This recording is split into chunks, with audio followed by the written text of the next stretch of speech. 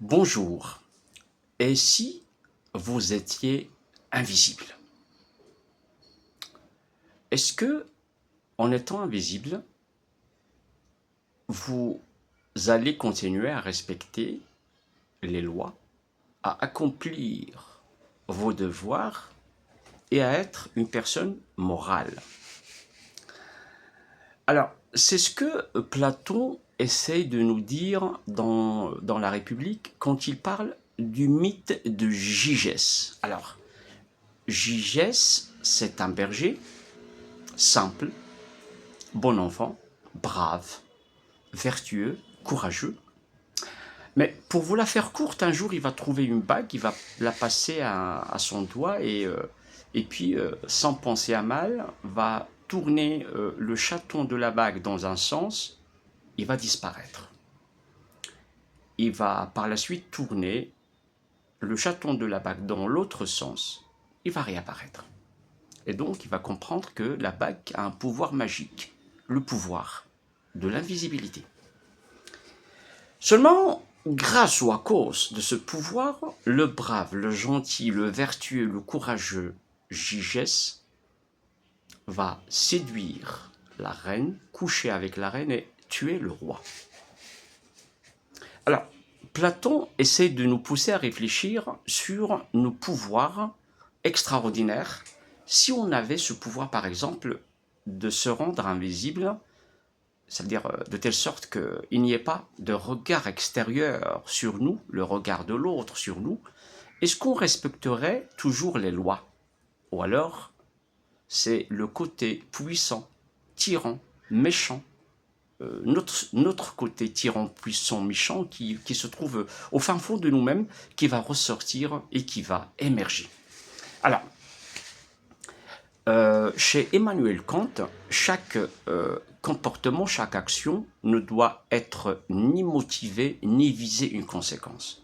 C'est-à-dire qu'une action morale ne doit pas être motivée par l'intérêt, ni par la peur de l'enfer, ou par la cupidité, hein, faire beaucoup d'argent, se faire beaucoup d'argent, ou viser des conséquences comme entrer au paradis, être respecté, etc.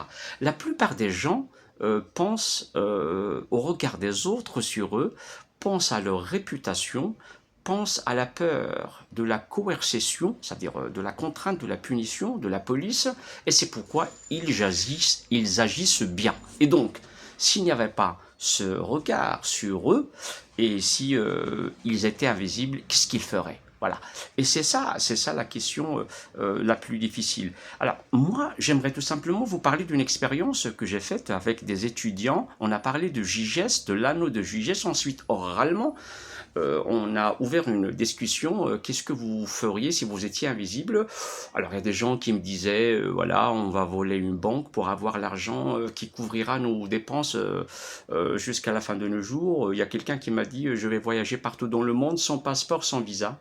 Après, je leur ai dit, maintenant on va passer à l'écrit, sur un papier, sans nom, anonymement, sans nom, sans aucune indication sur la personne qui écrit. Écrivez tout simplement ce que vous pourriez faire si vous étiez invisible, à part les choses dont on a discuté. Eh bien, alors là, ils se sont lâchés. Ils se sont lâchés, ils m'ont parlé de choses immorales. Tout simplement parce que, en écrivant sur un papier, sans décliner leur identité, ils étaient en quelque sorte invisibles.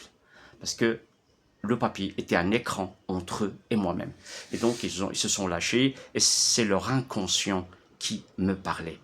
Et donc, quand on est invisible, on se permet des choses qu'on ne peut pas se permettre quand on était visible aux autres. Là, je vais donner tout simplement 4 exemples. Premier exemple, euh, les réseaux sociaux. Quand on est derrière un écran, sous un pseudo, on peut se permettre des choses, des commentaires, des insultes qu'on ne pourrait pas faire si on était face à des gens dans la réalité.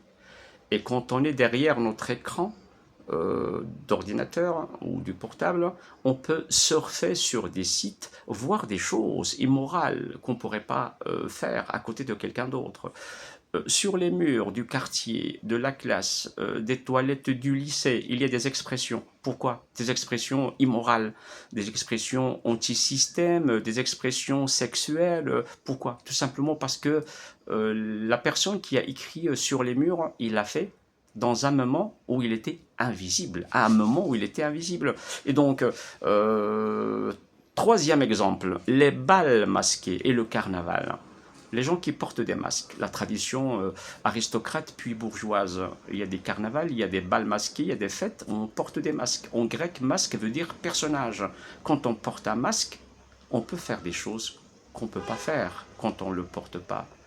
Parce que quand on ne le porte pas, c'est notre identité qui apparaît. Mais quand on porte un masque, notre identité est bien cachée derrière le masque. On se permettait des orgies, mais vraiment des orgies sexuelles, on se permettait des actions immorales. Et dernière chose, quand on est dans une foule.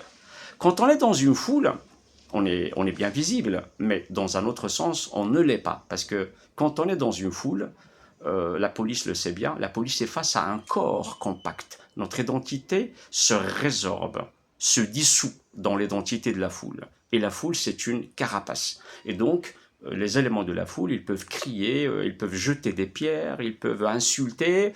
Et ces éléments qui sont des loups, quand ils sont dans la foule, quand la police les prend séparément, un par un, ces loups deviennent des agneaux. Ils commencent à chialer, à pleurer, ils commencent à s'excuser, ils commencent à supplier, tout simplement parce que ils avaient perdu ils ont perdu cette identité, cette illusion de puissance, cette identité collective que la foule leur donnait quand ils étaient en groupe.